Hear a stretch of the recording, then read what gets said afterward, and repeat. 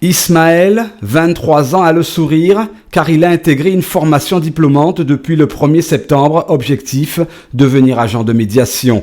Une bouffée d'oxygène pour ce jeune qui a conscience qu'il faut aujourd'hui se faire sa place dans le monde du travail. Pas toujours facile quand on a très tôt quitté le système scolaire. La motivation du futur agent de médiation est palpable. Oui, cette formation est très importante déjà parce que le but de cette formation, c'est de devenir dans le futur des agents de médiation dans le monde du sport. Alors pourquoi c'est important cette formation? Parce que c'est déjà pour créer une harmonie entre la jeunesse et le sport. La jeunesse, différentes jeunesses qui sont en difficulté, des jeunes qui se trouvent dans la rue, des jeunes un peu, on va dire, délaissés. Et c'est très important parce que nous, en tant que jeunes, si on ne porte pas nos gammes, on se retrouve dans la même situation, on se retrouve délaissé. Vous allez avoir, non, c'est pas le relais en athlétisme. Françoise Germain est formatrice, c'est elle qui leur assurera les cours à ces Guadeloupéens au parcours parfois chaotique, mais en quête d'un avenir professionnel meilleur. Ils sont au total 12 inscrits dont une fille, âge compris entre 22 et 36 ans. Cette formation comprend 935 heures au total, 400 heures en alternance. Elle comprend 3 volets.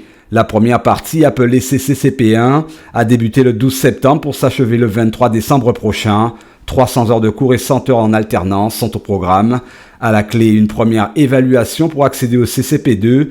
Tous les cours sont dispensés au CREPS Antilles-Guyane, partenaire de la formation, tout comme Pôle emploi et l'association Accolade, une grande première dans le département.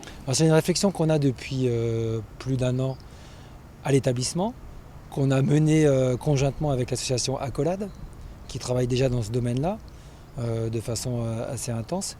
Et puis la réflexion avec la direction a continué à s'étoffer autour des sportifs, mais surtout autour aussi de toutes les problématiques d'incivilité sur le département, notamment vous connaissez l'actualité. Donc tous ces facteurs faisaient qu'à un moment donné, ça nous paraissait évident qu'il fallait agir dans ce domaine-là. On avait le public, on a nous la capacité à pouvoir monter le dispositif. Et il y a surtout aussi le Pôle emploi qui a accepté de nous accompagner pour financer la formation. Désamorcer les situations conflictuelles, ainsi assurer la tranquillité publique, la mission de l'agent de médiation est claire. Ismaël est séduit à l'idée que demain, il sera sur le terrain pour prêcher la bonne parole et transmettre les vraies valeurs de la société. Comme je me trouve dans le monde du sport, on va dire que ça m'a un peu plus rapproché, attiré. Et on va dire oui, c'est un nouveau tremplin. Et je suis très motivé et j'espère que ça se passera bien. Une formation, des axes forts et des objectifs à atteindre dès la fin de la première période.